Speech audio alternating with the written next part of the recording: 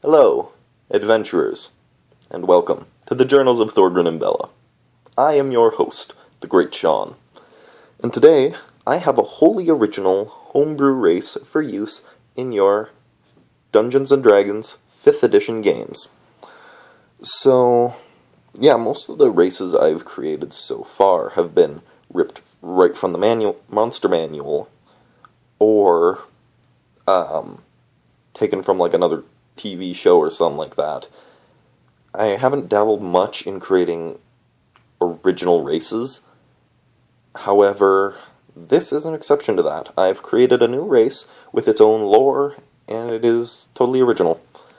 This is one of the races that populates my homebrew setting of Deltama. They are one of the most common races.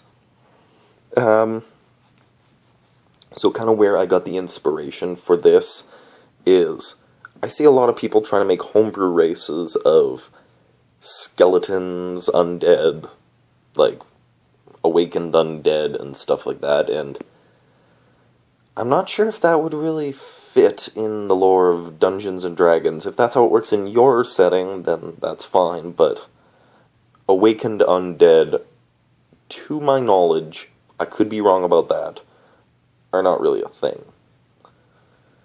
So, I wanted to be able to scratch the itch of playing a skeleton without it actually being undead, and that's where the Font Skeletons came from. That's the name of this race, Font Skeletons. So first we're going to go through the lore and like the biology of these things, and then we're going to get into stats and stuff if you would like to play a Font Skeleton in your own games. Alright, so without further ado, let's get on with the lore. Glowing emotions. To skeletons, emotions are just as physical as the rest of their bodies, and they have a certain control over the emotions of others. Skeletons feel emotions more intensely than other races. When a skeleton feels a particularly high wave of emotion, their eyes flare up into neon colors. Most of the time, skeletons have pinprick white glowing lights in their eye sockets. But when they flare, their eyes grow 10 times the size, and they shine with bright colors that don't change throughout the rest of their life. So when they flare, it's red, it's always going to be red. Or if it's blue, it's always going to be blue. This emotion can even be felt by other people who are physically close to the skeleton. On the other hand, so like they have like an aura of emotion when they flare, other people around them can feel that emotion too. On the other hand, if skeletons feel devoid of emotion, the little lights in their eye sockets snuff out, and they become inky black voids of nothingness. When a skeleton does this, everyone around them feels a sense of paranoia or panic. If a skeleton snuffs out their eyes too much or for too long, it can negatively impact their mental health and can lead to depression, or in most severe cases, they can even lose the ability to flare. So, yeah, not good, because, which is even worse, because, even worse for the skeleton's mental health, because if they lose the ability to flare, it can seriously negatively impact their mental health. Not undead. When Font Skeletons are found outside of Deltama, my homebrew setting, they are often mistaken for their undead counterparts. However, this could not be further from the truth. Font skeletons have absolutely nothing to do with undead skeletons. They came to be not out of necromancy, but out of evolution. Magical mutations. Skeletons are made up of mostly magical energy and only a little bit of physical matter. This magical energy is not affected by dead magic zones or dispel magic or anything like that. Be nice, DMs. Don't just kill off a character with one Dispel magic. That's stupid. As a result, from this high amount of magic, their forms are extremely malleable. When you see a skeleton, you will probably never see a skeleton with those exact traits again, unless you see another relative of that skeleton. Most take on a vaguely skeletal look, but that is not always the case. Sometimes the individual bones are disconnected and held together with magic, and other times they are fused together, and they can move and stretch by magical means. Rarely, the skeleton will appear to have a pale white skin over their bodies, and other times it's all bone. If the skeleton does not have the necessary things to do basic necessities of life, like eating or reproduction, the necessary body parts can be summoned when flaring. The body parts will be translucent and glow the same color as their flaring eyes. One of the more common differences is an unattached jaw versus attached jaw. 50% of the population have a jaw that is fused to the cranium and moves and stretches, and the other half is disconnected to the cranium, as would be seen on a cadaver. The magics of the Shadowfell, in Feywild in particular, have very strong mutation potential when it comes to skeletons. Speaking of the Feywild and the Shadowfell, Prime, Fey, and Fel Fonts. As skeletons have very malleable forms, magic that is already good at manipulating the form of creatures is very effective at changing skeletons. Creatures that live in the Feywild and the Shadowfell are noticeably different from creatures that live in the Prime material world, and this is even more so the case for Font Skeletons, leading to the existence of 3 distinct subraces. Prime Fonts are skeletons that are born in the Prime material world. They're the most prevalent of the 3 subraces, and they take up the highest population. Most of the stereotypes for font skeletons apply very well to Prime Fonts. Fey Fonts are the skeletons that are born in the Feywild. Fey skeletons are rambunctious and lively, and they have a certain zest for life that other races have no hope of relating to. They have a reputation for talking loud and fast, and they like to bring chaos and whimsy to any conversation or situation they're in. Much like the Fey that they have adapted to resemble, these skeletons have an affinity for tricks and pranks that can sometimes make other people annoyed, but those who know Fey skeletons will usually tell you that it's meant to be in good fun. The Eyes of Fey Fonts, unlike their Prime cousins, are big, bright, and colorful, as opposed to small and white. Those who don't know Fey skeletons may assume that they are constantly flaring, or confuse their normal eyes with their flaring eyes, which they would be forgiven for thinking, since their emotions are quite extreme regardless, and they give off a natural aura of emotion that others can feel, just like when a Prime font is flaring. Fel Fonts are skeletons that were born in the Shadowfell.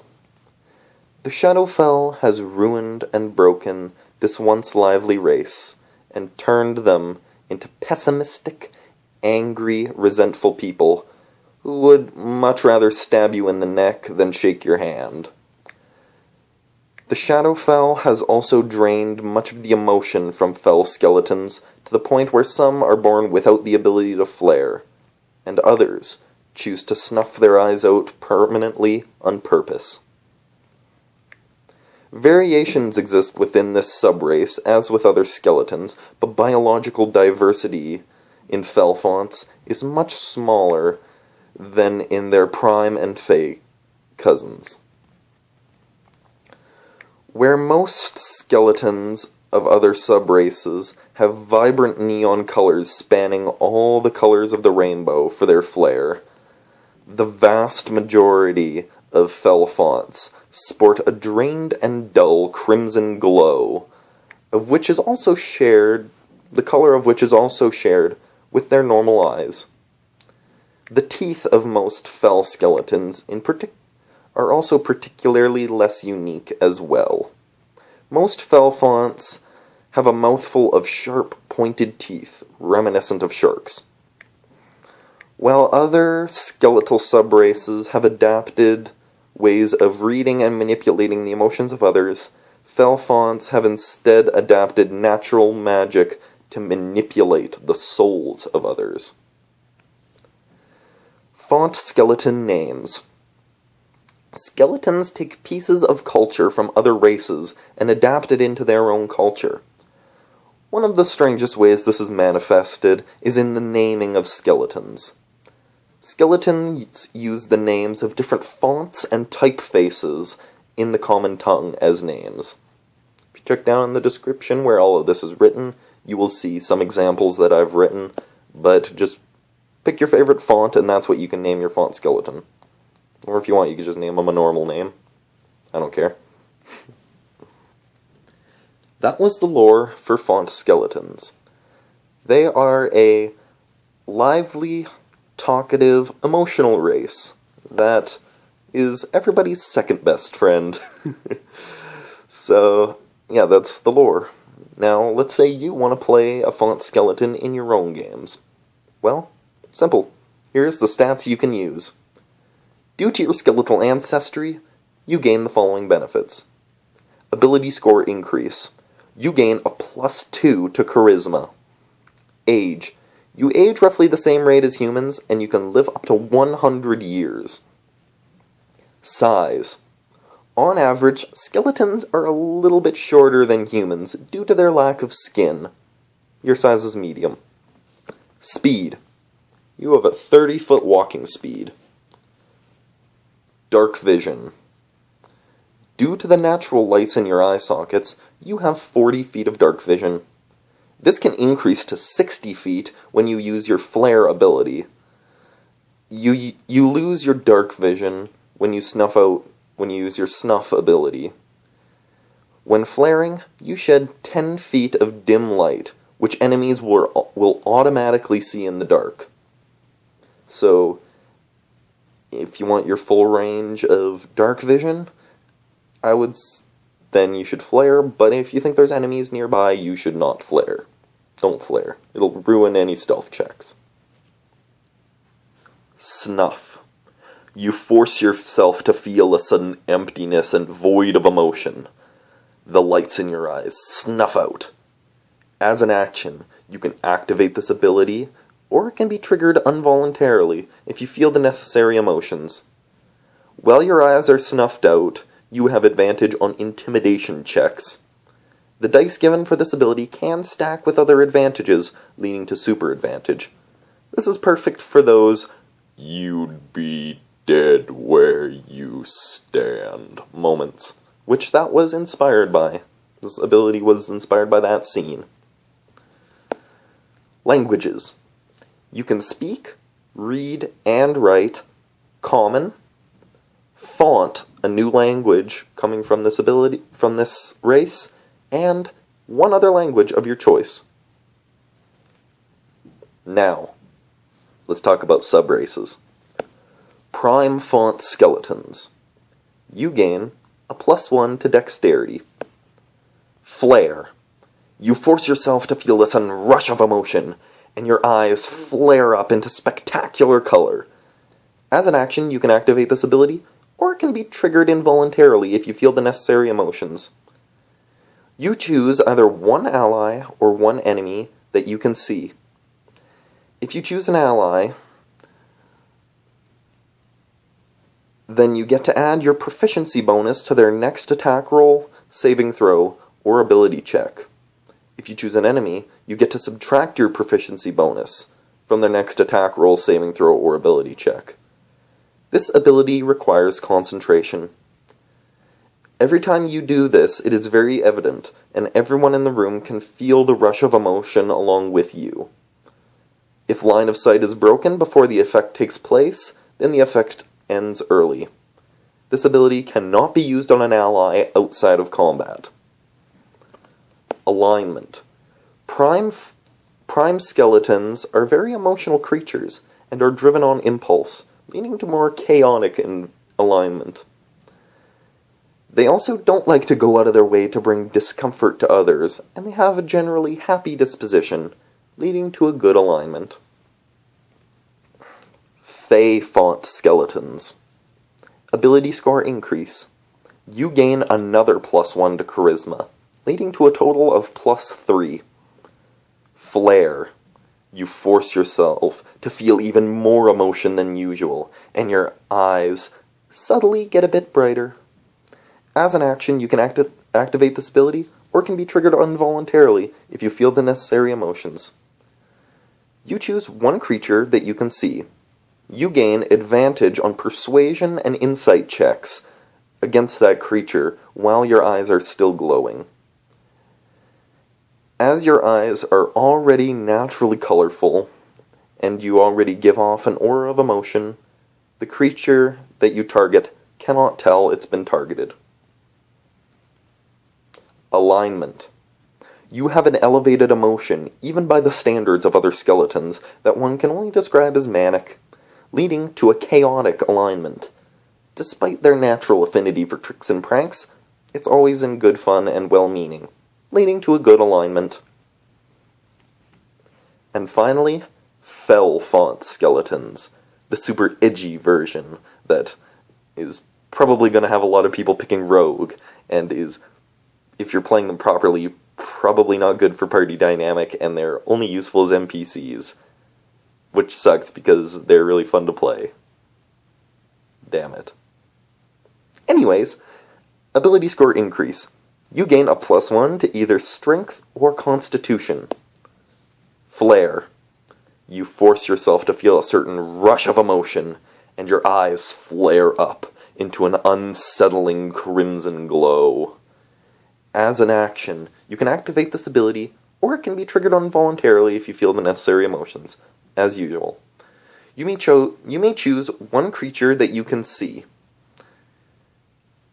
You use your natural magics to tug the target's soul 5 feet in any direction that you choose.